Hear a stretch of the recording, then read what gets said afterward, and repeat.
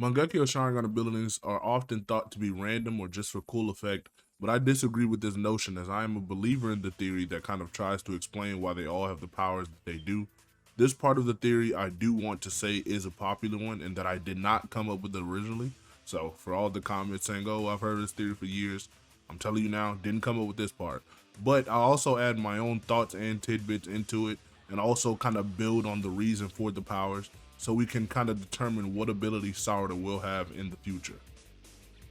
The theory basically states or has to do with the deepest desires, and with the added Boruto knowledge that I'll add myself of Shinjutsu and how desires are a core part of the Otsutsuki abilities, knowing how Dojutsu is derived from such beings, I think it makes much more sense nowadays, and that the theory follows, firstly explaining Obito's MS ability.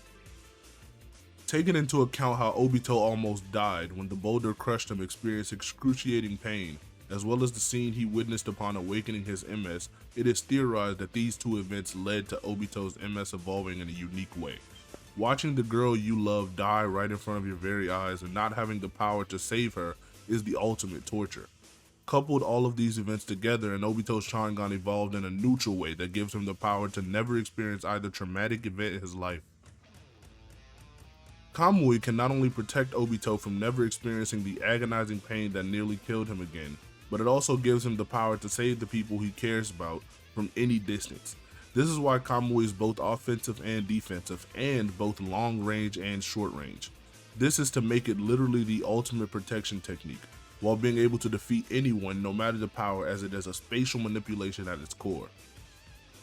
Next is Itachi. When his MS awakened, his clan was on the precipice. Itachi needed the power to avert the coup and potential civil war. His greatest desire for peace, as well as his absolute need to be able to have the power in case things went south, allowed his Sharingan to morph in a way that gave him the tools he needed to protect the village. But most of all, his baby brother. In one eye, an illusion that could be used either to bring peace or war, in the other one, a tool of pure destruction. If he were called to fight, this also ties into the large-scale version of this technique, or the infinite Tsukiyomi, which puts everyone in a dream, averting all wars or fighting, while giving the person within the dream its deepest desire. Sasuke, obsessed with revenge and a never-ending lust for power to kill his brother, after Itachi's death, the universe gave Sasuke exactly what he longed for. MS abilities whose only use was for destruction and death. Amaterasu burns and cannot be extinguished. He's able to even manipulate these flames and make them far more deadly, thus giving into more of his desire for destruction and pure death. Shisui is a bit of a weird one. The guilt of allowing his friend and rival to die allowed his Genjutsu-focused Sharingan to evolve in a way that gives him an ability to put in his pocket of power that would help him atone for his weakness and envy. Hodo Amatsu Kami was the ultimate whisper of power to a very young child who was so jealous of his friend that he held back and let him get killed. With all of this, we now still have the question of what Mangekyo ability will Sarada have? Well, in chapter 80 of Boruto, we see when she awakens her Mangekyo Sharingan ability under the extreme emotions and stress and sadness, with everyone turning on her best friend and the Hokage she idolizes being presumed dead. Sarada is left with a few desires we can derive from this. The first one being the desire to counteract with Ida omnipotence, or even the desire to overwrite hers with her own desires. This one I find highly likely, as when Sumire delivers the news to Sarada that it was Ida's doing, Sarada will most likely have the moment repeating in her head over and over, trying to find a way to fix things, thus manifesting her own omnipotence-esque ability, or willpower ability, that can make everyone see clearly. This would be much more mind manip side of the Sharingan focused, and would also give into how powerful Genjutsu and changing history truly is. The next route I see this taken is they could probably make her ability just being the ability to turn off or negate other people's abilities, as another desire she might have is stopping all of these powerful beings from being just that, powerful beings. We see basically no one has control over how these Otsutsukis can just toy within the human race and change reality as they so please. So Sarada being able to cut off Ida's power, or even other people like Kawaki's power, seems a likely way for her to make useful while fulfilling her desires as well, especially seeing how emotional she is at this point. It is bound to turn into anger, so this ability being kind of offensive as well actually makes a lot of sense.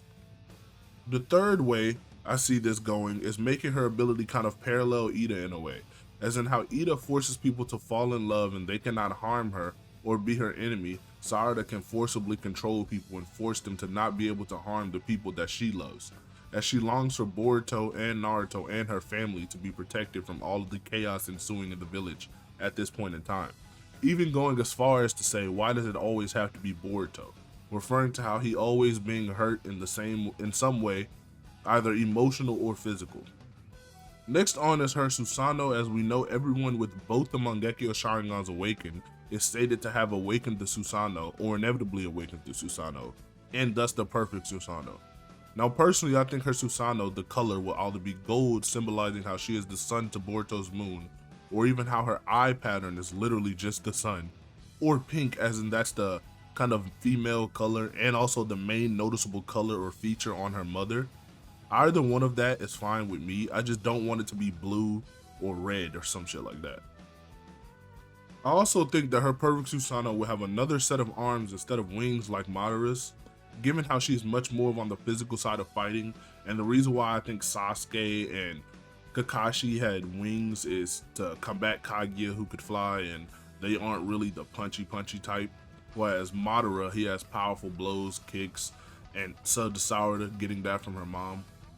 With that, yeah, I think she's gonna have 4 arms just like Madara, no wings, which I'm kind of happy of because I only wanted Sasuke to have the wings.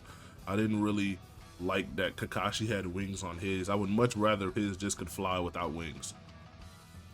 Now, the weapons are a bit different. I'm thinking either brass knuckles or gloves to partner with her monstrous strength that she gains from her mother, or maybe even a whip or chain to have a unique weapon. Regardless, I don't think she's getting the typical sword variants such as Madara, Itachi, Sasuke, and Shisui also has a bit of a sword, even though it's a lance. It's still one of the stabby, cutty type of weapons, which I don't enjoy just copy and pasting those, even though they're different type of blades like Kusanagi's or I believe Itachi's is the katana, which I don't care, just don't want it to be a copy paste of a sword. Next question posed is, will she go blind, or how will she stop herself from inevitably going blind?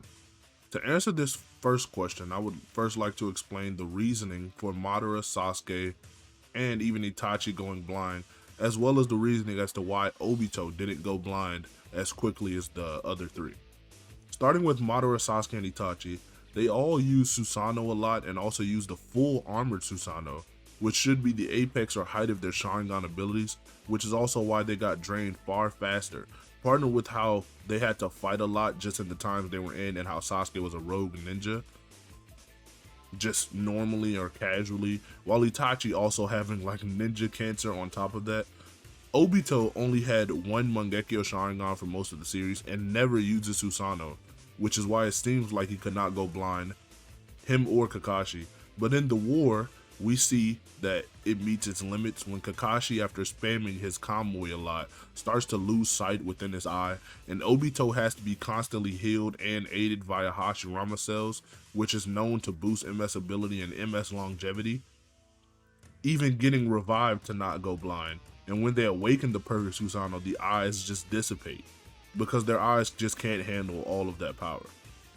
With that being said, I think Sarada for the most part won't go blind, as she doesn't really have a reason to spam her Susanoo like her predecessors, as her enemy is right in the village, and it would be kind of weird if she just started a fight while everyone's mind is all weird and zapped and no one's on her side.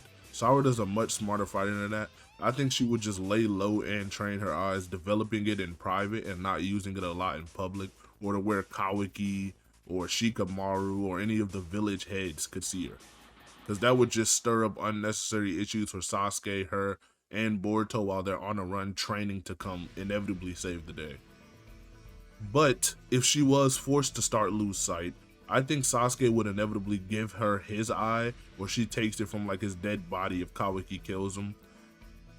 But that doesn't really fulfill her fully not going blind, as Sasuke only has 1 eye.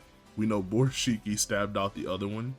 She may just as well be the first half blind Uchiha for all we know.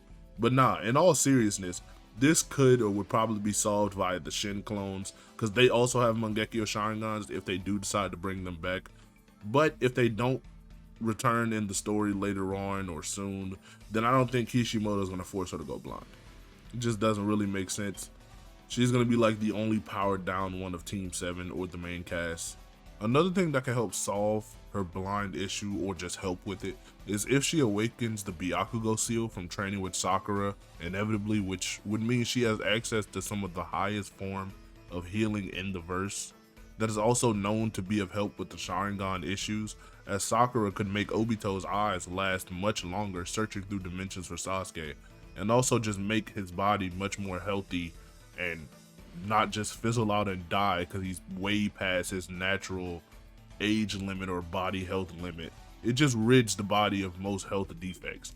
That would also decrease her blindness or time limit for when she is able to use these Sharingan techniques way past what any other Uchiha could do. Like Sasuke, Madara, Itachi, Kakashi, Obito, they didn't have the Byakugo seal. She also just has like better stamina than all of those people, or not all of those people. She has better stamina than Itachi definitely, and Sasuke at her age. So Byakugo seal would just make her last far longer than any other Uchiha we've seen thus far. They didn't have it, they still did pretty good, lasted a while. She has Sasuke's genes, Sakura's genes, and the Byakugo seal. She's just gonna last way longer than him. It's not even a question at this point. I would even say that probably with the Byakugo seal, that may kind of rid her of the need of collecting another Mangekyo pair, and she won't even need to take Sasuke's eyes or the Shin clones, as she has, like I said, some of the highest form of healing within the verse. This form of healing made Tsunade known as like one of the greatest healers and made her healing capabilities just off the charts. This literally allowed Sakura to keep a man way past his life cycle or life longevity or life expectancy live much longer. Like Obito was basically a walking corpse at that moment, and Sakura was able to let him search through vast time spaces for Sasuke. Granted, he was bleeding from the eyes and still hurting, but he wasn't dying, right? This allowed Sakura to heal from truth-seeking orbs being shoved right through her chest. This ability allowed Tsunade to go not only toe-to-toe with a holding back Madara, but she was getting stabbed through the stomach multiple times. I think 2 Susanoo blades went through her stomach and spine, and she was just like powering through and walking through the Byakugo seals, being able to heal her and keep her going throughout the fight. The Byakugo seal is truly one of the most underrated techniques within the series, and for how many people have it, I still think it's very underutilized. They could have did way more with it. Like if Sakura were to use it as an adult, she would be kind of broken. Like when she was fighting Shin, she was kind of losing to Shin, but if she would have activated her Byakugo seal, she would have probably just one-shot the guy, right? Acid from Kaguya's dimension fell on like Sakura's shoulder, and she just healed from it via having the Byakugo seal. And even just first unlocking it, she was able to summon Katsuya. I think she was able to summon like 25 or like 75% of Katsuya via first unlocking the seal. Now, this next one is a bit of a fun type of question people ask, which I'll just answer it right now, which is basically, will she still need her glasses? My answer is, I am unaware if it's ever stated that she needs her glasses, or if it's just a bit of a design choice, but definitely when she has a Sharingan active, she doesn't need it, and probably is just a base eye issue. She even takes off her glasses sometimes when she's using a Sharingan to kind of show that she doesn't need it. But who knows, her MS ability might just be that her eyesight gets so good she doesn't need glasses anymore.